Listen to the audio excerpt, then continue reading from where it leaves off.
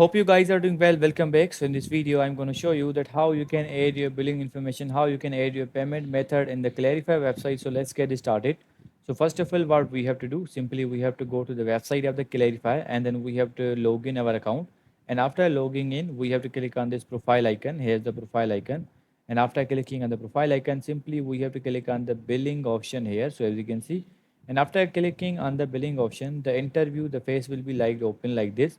Now simply you have to click on the add credit card. You have to add your credit card details like the name on your card and the card number and the month. You have to enter your month and the CVV code which will be back of the card. And then you have to provide the address in one line, as you can see, address in second line, state, province. You have to provide these all information, and after that these all information will be added to in your card.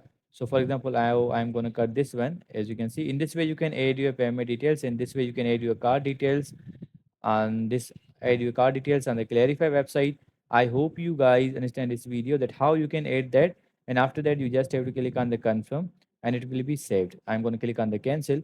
So in this way you can add your payment method. I hope you guys understand this video that how you can add that. So see you guys in the next video.